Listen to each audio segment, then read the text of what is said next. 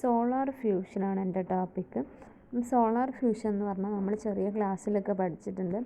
സണ്ണിൽ നടക്കുന്നത് hydrogen fusion നടന്നിട്ട് ഹീലിയമായി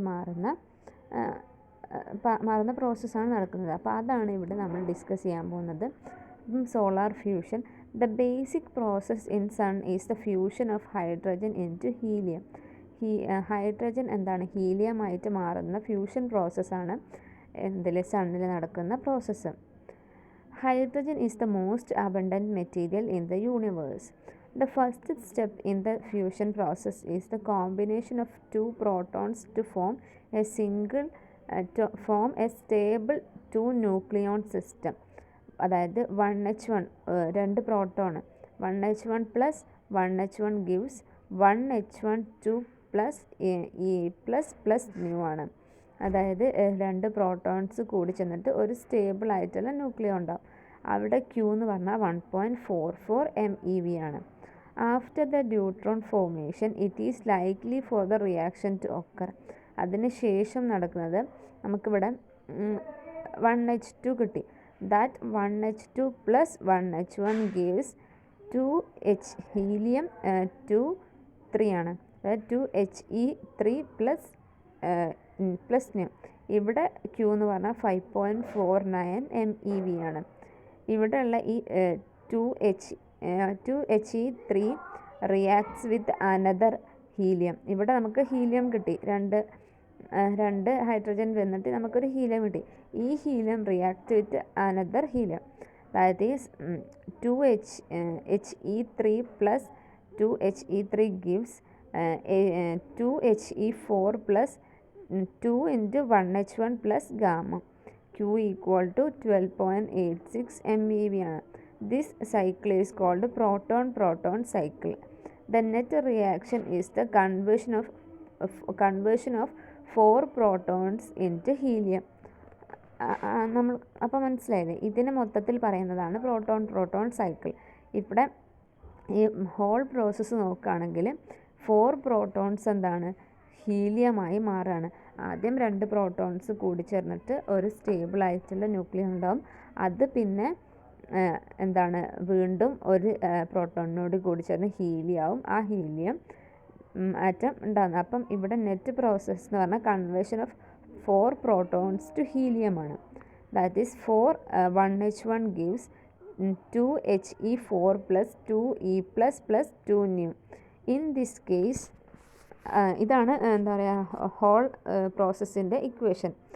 in this case we get a continuous distribution of neutrons with a maximum energy of 0.42 MeV. The proton-proton cycle converts 4 protons to helium and is responsible for the energy release. അപ്പം ഈ proton cycle എന്ന് പറഞ്ഞാൽ എന്താണ് 4 പ്രോട്ടോൺസിനെ ഹീലിയമായി മാറുന്ന പ്രോസസ്സാണ്. ഇതാണ് energy release ചെയ്യുന്ന process. To find the Q value of the reaction, we take the equivalent reaction with Q value of 26.7 MeV. The energy released in the nuclear reaction is converted to light in photosphere of the sun. അപ്പം ഈ energy release ചെയ്യുന്നത് എന്താണ് light energy ആയിട്ടാണ്. And an alternative fate of 2He3 is to encounter an alpha particle. That is, the 2He3 can undergo the following reactions എന്ന് പറഞ്ഞാൽ 2He3 plus 2He4 gives 4Be7 plus gamma and 4Be7 plus electron give 7 lithium 7 plus nu. In this case a mono energetic neutrino with energy 0.862 MeV is released. ഇവിടെ കിട്ടിയ ഈ 3 lithium 7 plus 1H1 gives 2 helium 24 or the following reactions. അതേപോലെ തന്നെ ഈ following ആയിട്ടുള്ള reactions നടക്കും.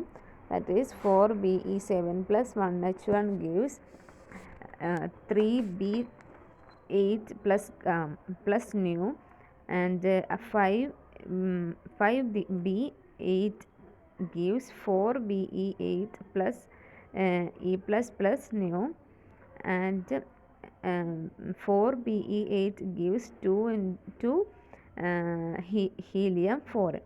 In this case, a neutrino with continuous distribution of energy with an end point value 14 MeV is released. By observing the energies of neutrino, we can identify the type of reaction taking place. അപ്പം ഇങ്ങനെ ഇത്തരത്തിലുള്ള ഒരുപാട് reaction നടക്കും. അപ്പം നമുക്ക് അത് ഏത് type reaction ആണെന്ന് നമുക്ക് എന്താ എനർജി ഒബ്സർവ് ചെയ്തിട്ട് കാണാം.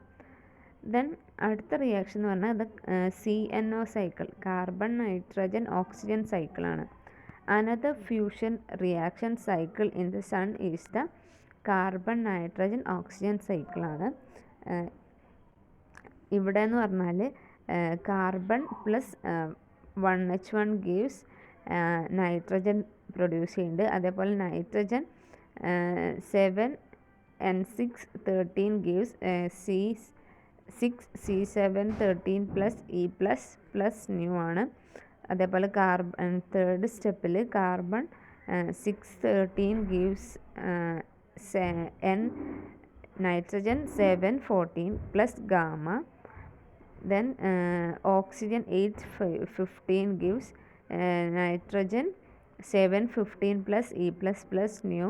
Then nitrogen 715 plus 1H1 gives C6 612 plus helium 24 ആണ്. In this case, the carbon 12 is neither created nor destroyed.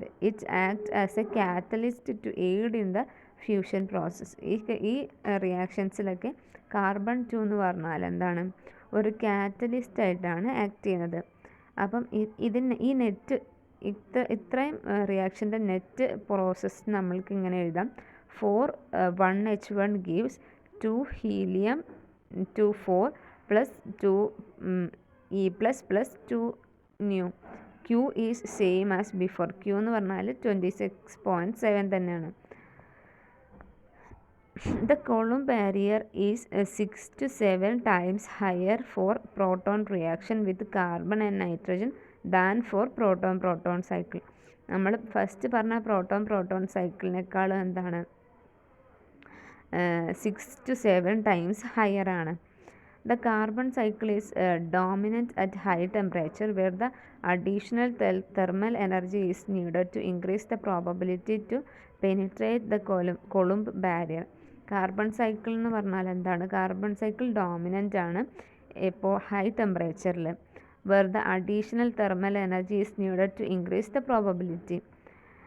Then mean solar radiation reaching the earth is about 1.5 into 10 raised to 3 Weber per meter square ആണ്. Sun's total output is about 4 into 10 raised to 26 ആണ്. Then each fusion reaction produces about 25 MeV.